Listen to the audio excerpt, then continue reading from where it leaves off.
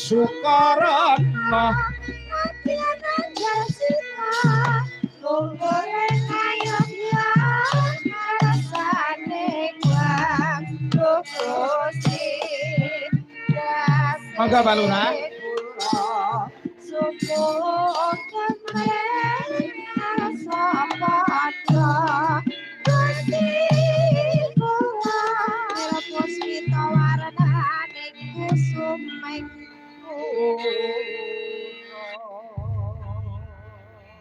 Mbah Wong Gimbal pundi Mbah Wong Gimbal?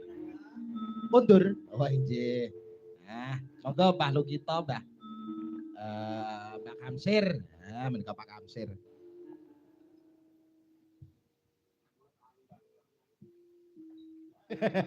Nggih, saderengipun Mbah Dalang. Nggih. Menika Mbah Kamsir menika Pak RT ingkang paling sepuh. Oh ngaten. Inggih. Oh, Ping pira-pira pirang tahun mawon sing didolot kalih RT ndamuk menika nggih Mbah Kamsir. Elok. Pramila kagem kita sedaya mugi-mugi Mbah Kamsir mangke saged nulari dumateng kita sedaya. Amin. Wis sepuh, cek sehat, cek ganteng. Amin. Nggih, monggo Mbah Kamsir lelagon dumateng kagem marga Sumber Agung kasun jenengan saged nyekal. Nggih. Wau panjenenganipun Mas Prih perwakilane kula panjenengan sing dateng DPR Ngawi sampun kundur nggih. Alian nggih. Sampun amargi kalau Mbah Lurah begal ngebel nggih mawon. Oh ngaten nggih. Nyuwun pangapunten. Nggih. Kripik gedang kripik telo. Kripik gedang kripik telo. Nggih, kersanipun sedaya warga ing tlatah Kedunggalar menika saged diratani kaliyan Mas Prih. Amin. Menawi Sekar Putih beda dapil. Beda dapil nggih. Nah, monggo Pak Kamsir ingkang mendaulat menika langsung dari pucuk pimpinan Desa Jati Gembel nggih menika Mbah Lurah Budi. Nah, mendaulat panjenengan. Nggih.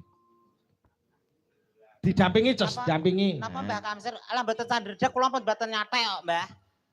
Nggih kena. Nggih. Ala mboten sangoten. Kalau diparingi Mbah Lurah. Lah jane ala ngene iki apa yo penak. Wah, Mbah Wo ugi maringi lho Mbah Wo. Mbah Wo nggih.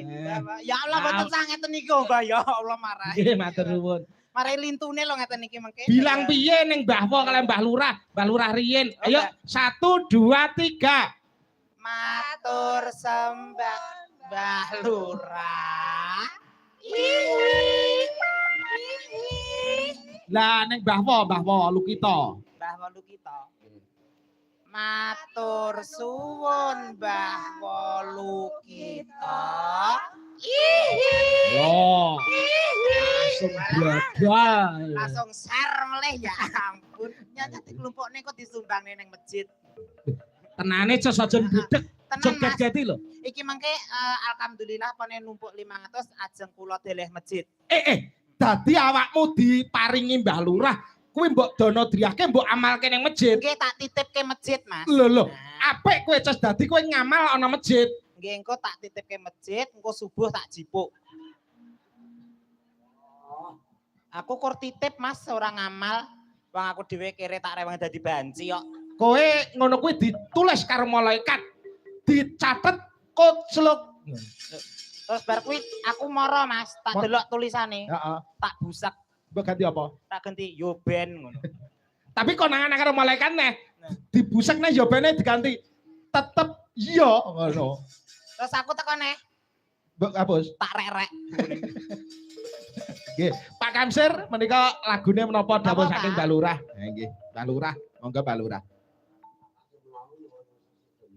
Oh ngaten nggih. Pak Kamsir senengane demenan, gendaan ya ampun. Lagu Cos lagu.